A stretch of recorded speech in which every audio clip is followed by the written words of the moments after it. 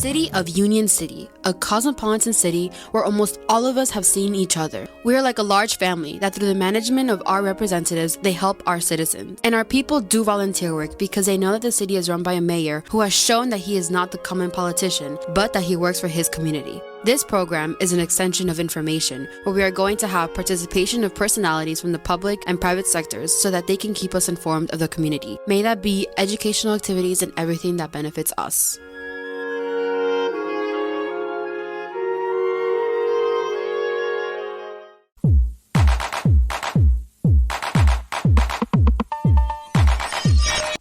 Good evening, Union City, New Jersey, the Dream City, as every Sunday and tonight, the first program of 2023. Happy New Year to everybody in New Jersey, Union City, the Dream City. Tonight, we have a very special guest, a friend of mine for many, many years, and a person that has a lot to say about Union City, his professional career, and my friend, Richie Molinari.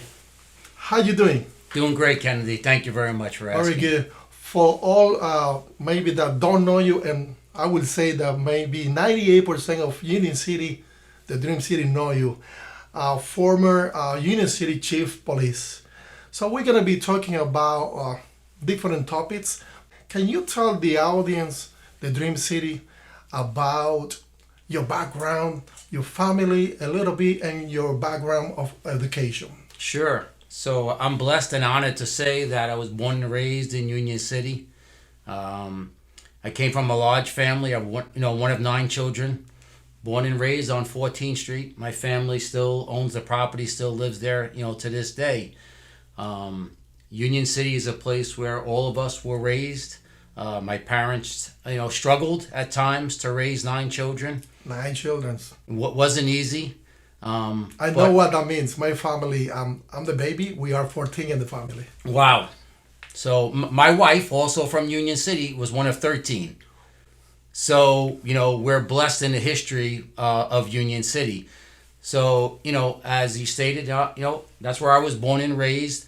I went to Catholic school, St. Joseph's, right on the corner of 14th and Central Avenue. Good to know. Now Veterans Memorial School. From there, I went to St. Joseph's High School in West New York.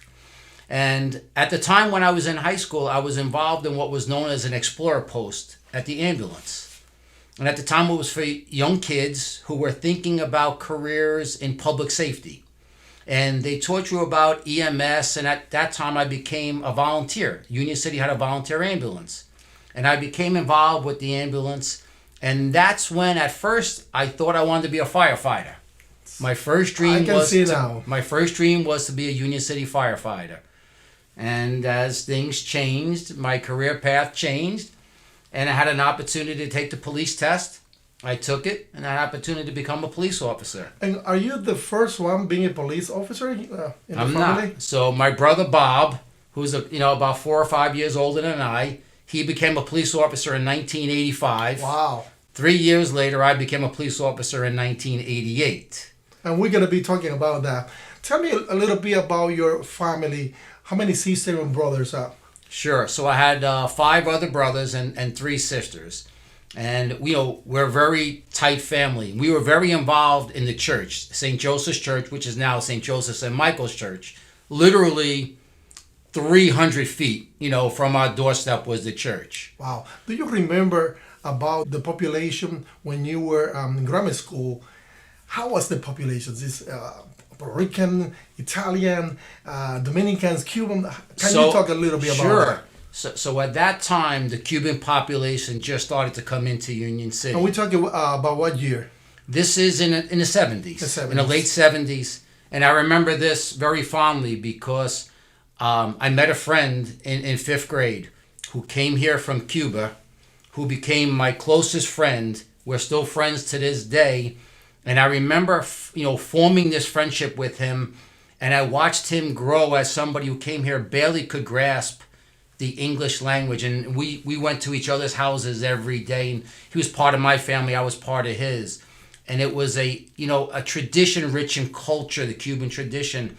and I really enjoyed, his friendship and his family. So at that time, a lot of, my friends, were Cubans, and then the population changed. So you learn how to eat rice and beans. 100%. 100%. Chief, or former chief, graduated from Bergen County Police Academy, and you received certification from the AJ Police Training Commission in December 1988.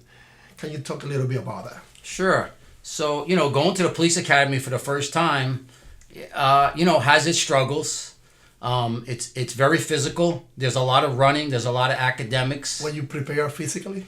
I thought I was prepared. And overall, I think I was. But of course, there's a lot of pressure on you. There's a lot of pressure on you. The academy was up in northern Bergen County in Mahwah. So, the day starts at 4:30. You were getting up. You were getting all your stuff ready, prepared to get to the academy by 5:30, 5:45. And then by 6:15, you were out running. And there were days we used to run 5, 6, 8 miles. Believe it or not. And that was every day? Every day for 6 months. For 6 months. For That's 6 months. including the weekends? Or No weekends. No weekends. No weekends. It was Monday through Friday. So, you got back home at, 5 o'clock at night, and you had academic studies to prepare for the next day. So you were doing that till 8 or 9, and then you felt like you had to go to bed because you were getting up again early the next day. The reason I'm asking you about that, because we have a new generation that maybe they wanted to become a police, a chief, and they don't know the sacrifice and the training that they have to pass through. Yeah, and now there's probably more training than ever. There is definitely more training. Police go through rigorous training, and it starts when you're in the academy, but it goes on every single day. And I always say, the most you learn is when you're on the job. It's called on-the-job training. That's when you really absorb what it's like to become a police officer. Richie, did you imagine when you were younger being a police officer in the city that you born? No, it really wasn't something that was on my radar. Like I said to you, I really wanted to be a fireman. And the ironic part was, when I had an opportunity to get promoted to sergeant, right around the same time, I got the call if I wanted to become a firefighter. So I had to make a very, difficult decision, and I chose the path to stay with the police department. And obviously now looking back, it was the right decision for me. So interesting how it all unfolded, but to this day, I'm blessed and very grateful that I had every opportunity in the police department.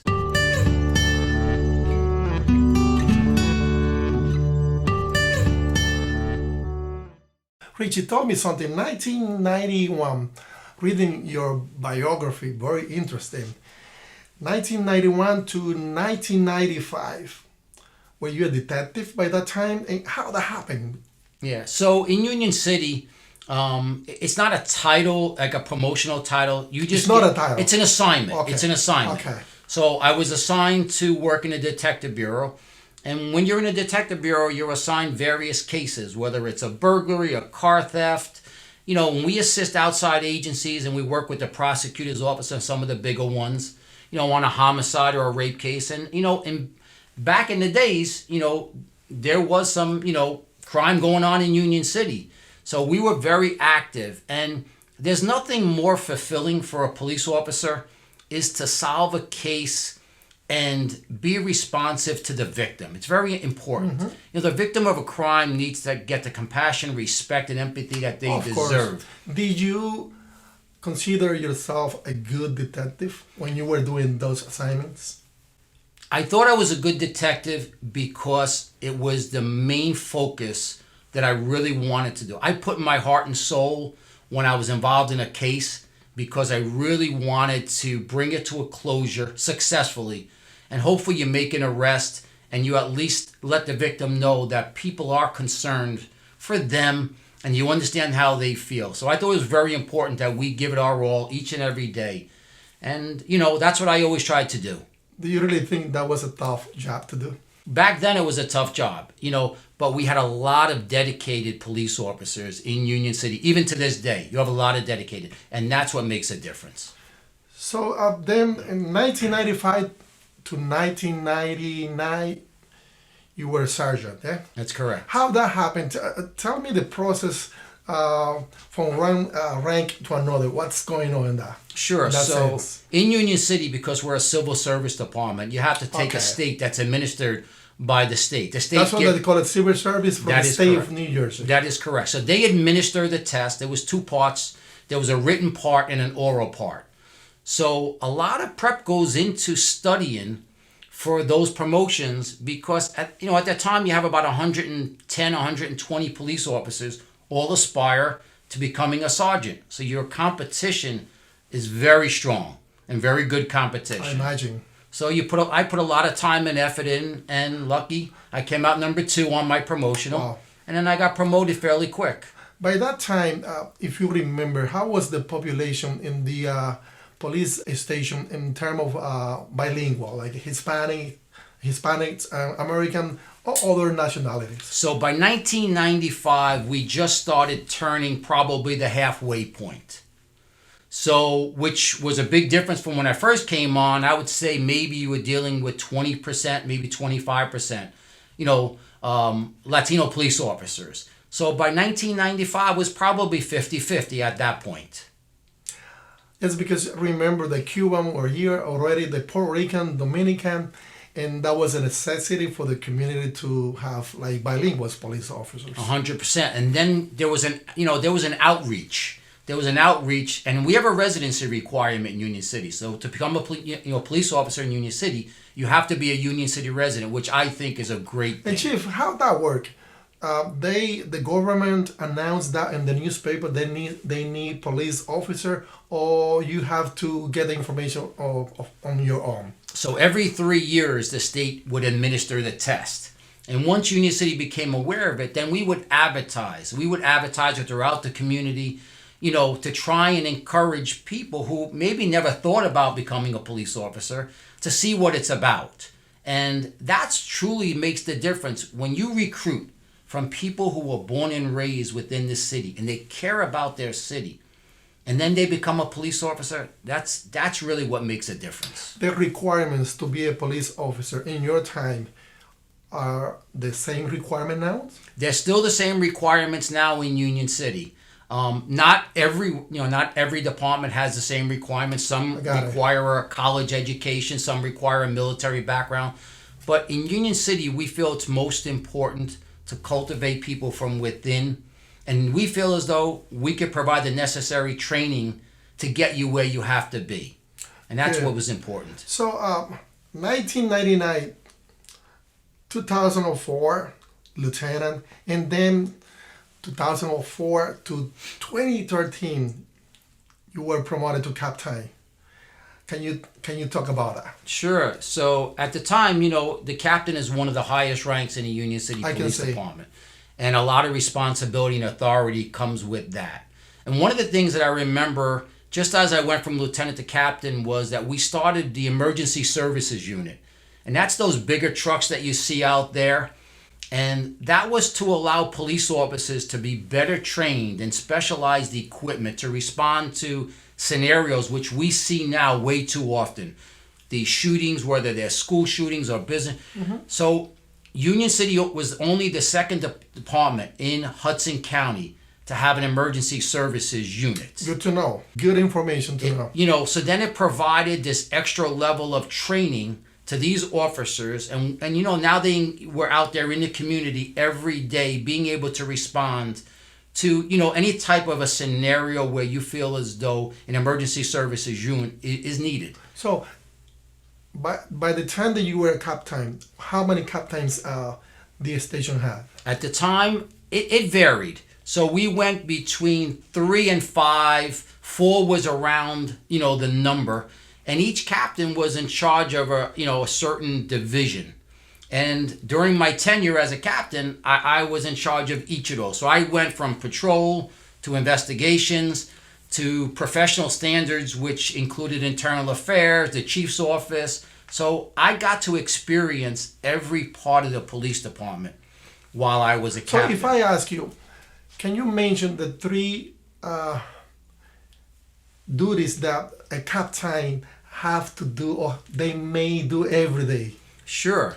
So one of them is So if you're in charge of the patrol division, which is the biggest unit, the largest number of officers, you're making sure that the police officers are efficiently working, and you're carefully watching the crime stats, because you don't want to be behind in a crime stat. You want to be ahead of the trend. Right?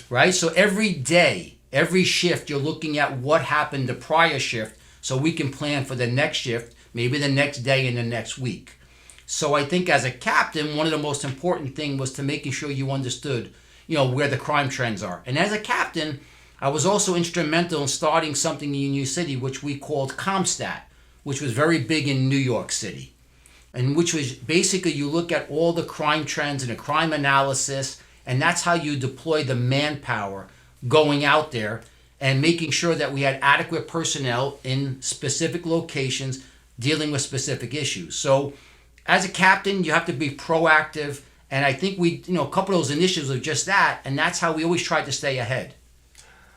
So what year you became the chief of police in Union City? So I became the police chief in 2013. For how many years? So I was a police chief for about 6 years. I was the acting chief for about 9 months. The prior police chief, Brian Barrett, kind of left pretty quick. And unbeknownst to me, I was a senior captain at the time.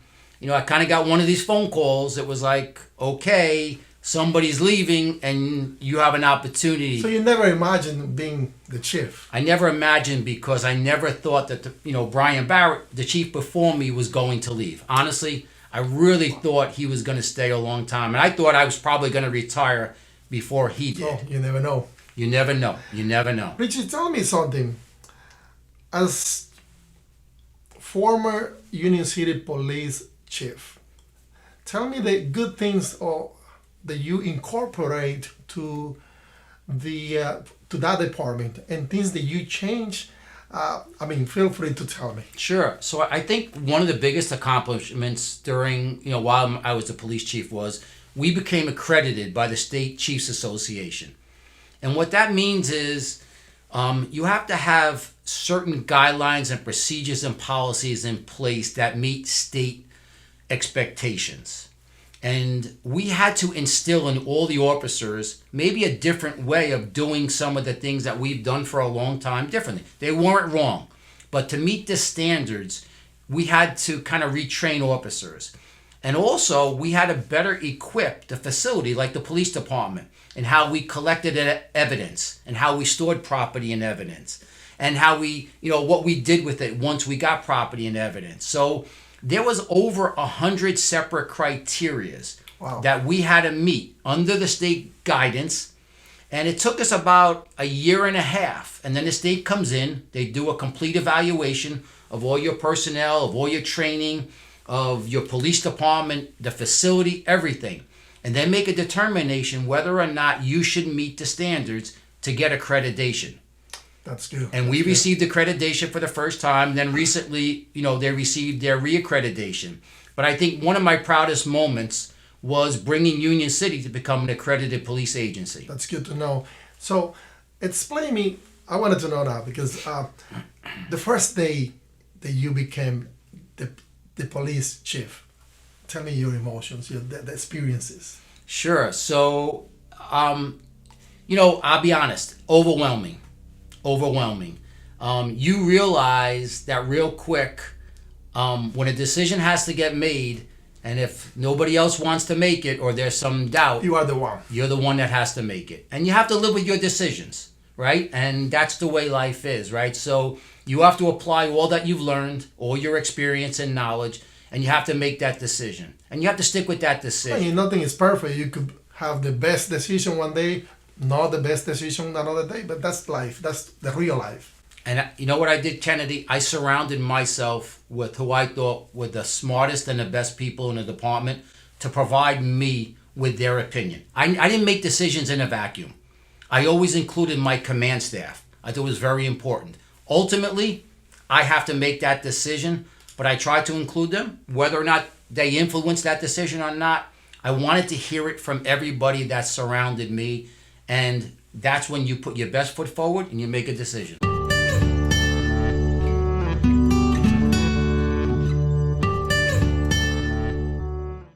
when you were a sergeant at captain, the things that the chief police, and by that time, that you were looking, he did the wrong thing, he is doing very good.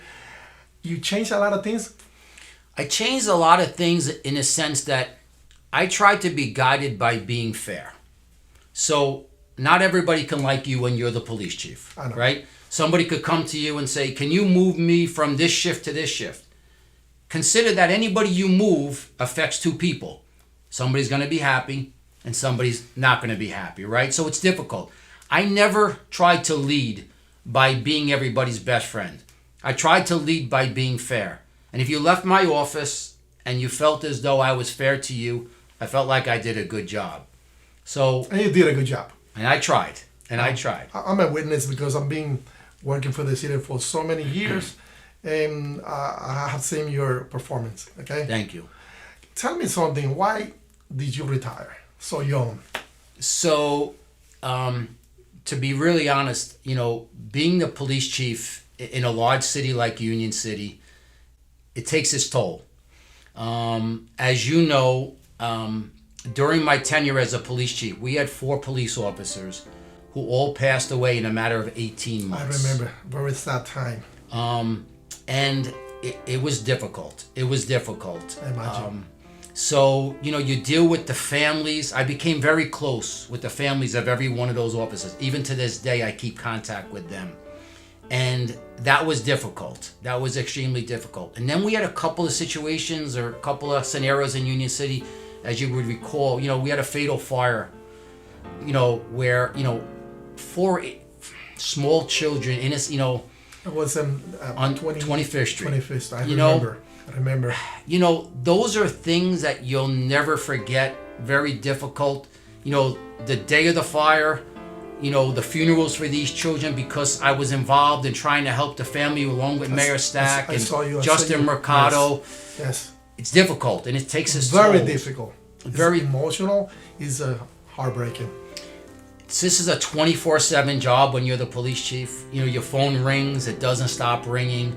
And a lot of times it's not good news that they're calling you about, right? And you have to make difficult decisions. And it's part of the duties. Part of the duty. So, I think like everything else, I gave it my 100% while I was there. And I know that. I passed the reins to Chief Luster. And, I tried to bring her where she needed to be, because once I realized I was getting ready to retire, I think it's important to have... The good things about this city, the Dream City, this city is a family. So you did a good job. The people that are running that department now doing an excellent job. And the community is very happy with everybody, the former chief, the actual chief. And that's what counts. Yeah. And Chief Ficini worked in my office, so... he a good man. A good man. He got to experience and understand, the office position and everything else. And hopefully for him, that helps him along his journey while he's the police chief.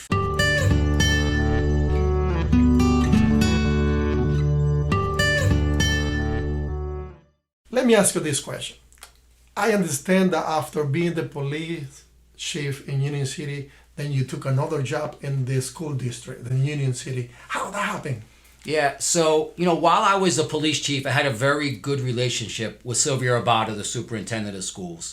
And she always knew that if there was a problem, that she could call me and we would work on a solution to the problem. And I always said, let's solve it before it becomes a big issue. Sure. So we had a very good relationship. And then, after I retired, there was some conversation, would I be interested in going over to the Board of Ed and being in charge of security? And I wasn't sure at first it was something I wanted, but I said, you know what? It's a challenge. I always like challenges, something new. So, I took on the position and, I went to work right away, working on, the security manual, training the security guards. I went to every school participating in... And I guess you didn't have any major problems because with the experience being a police officer, the chief police, it's all attached to the security matters. It was, and the good thing was I knew all the administrators from the schools, working with them over the years. So that helped me. So if I offered suggestions, a family. So when I offered suggestions on how to better secure, it was well received. They didn't take it as I wasn't no adversary to them. It was they realized I was there to better secure their schools, working on evacuation plans and drills and so forth. So for how long you stayed there? I did that for about a year, and then shortly thereafter, COVID came. So COVID-19. COVID-19. So what happened this is the best of COVID-19 for me. So I took a break from the Board of Ed, and at that time, the mayor called and reached out and said, I really want to help the people of Union City. They're afraid to leave their houses. They're afraid to go to the grocery store. There's a lot of people sick. A lot of people died in Union City from COVID-19. And he said, I want to distribute food to them. I want you to help me get. So I was part of a group of maybe 50 people, 3 or 4 times a week that went into Union City, and we packed boxes of food. Remember those days. And after we got done packing them, the next day we made deliveries. And we went into buildings that people didn't want to go in because they were afraid. At that time, nobody knew, how COVID-19 was spreading. But we were going into buildings to distribute food to mostly the elderly because they were afraid to come out. And we went into buildings like the Bella Vista. And if you saw the smile on the faces of these people, I can't imagine those people when there. we put a box of food at their door. That was tremendous. Yes. I remember. It was a tough time for the country. It was a tough time for everybody. But again, I always find what's the positive. And the positive was I was part of a team in Union City that provided a lot of meals. Very human. It really was. And when you looked around and you saw the people working this line, packing boxes, they weren't concerned for their own health. They were more concerned about the people they were helping. See? And when you see that, you know what you say? I have to do this. I have to do this. Richie, right now, what is your position? So right now I work part-time as a business administrator in Saddle River. It's a small town in Bergen County. Wow. So I run the daily operations of the town. So I'm involved with making sure that the employees, get their work done, the Department of Public Works, whatever it is that they need to get done. I field a lot of phone call from residents, on various issues. I make recommendations to the mayor and council on how better, we can move the town forward. I work with the CFO on budgeting, operations. So it's kind of like an extension of what I was when I was the police chief. What I see that you never retired. That's right. And public service. I went from public safety to public service. I still serve the public as being the borough administrator because I still work for the people of that town. So for me, it was a natural reaction. It was an easy transition to go from policing to government work, and I truly enjoy that. I really love working with the residents and trying to help solve their problems. Richard, tell me something, and feel free to answer me. I understand that you belong to one of the board in New Jersey State. Is it a parole board? Educate me about that. Sure. So I was recently appointed by Governor Murphy to the New Jersey State Parole Board in June. So what I do is I'm involved in a panel of individuals who will hear parole hearings. So we'll make determinations for individuals who are eligible for parole, which means release from state prison. Okay. So they're entitled to their parole hearing. And then ultimately, based on a number of considerations, as one of the board members, we have to consider whether or not to grant them parole. So I feel it's an honor and a privilege to sit on that board. You always try your best to fully consider everything that's involved when you're making that decision for somebody whether to grant them parole. And again, it's not an easy job, but it's a challenging job. But I like challenges, so I appreciate the opportunity that I got to be on the parole board. And, going forward, I'm just looking forward to continuing. Very good. I know that you're going to be doing a good job in there. Thank you. You are a very smart person. I know that.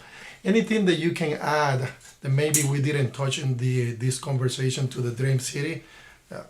Well, I think to your point, the Dream City, it's a city that I truly, love. Spent my entire childhood here. After I got married, I lived in two different places in Union City.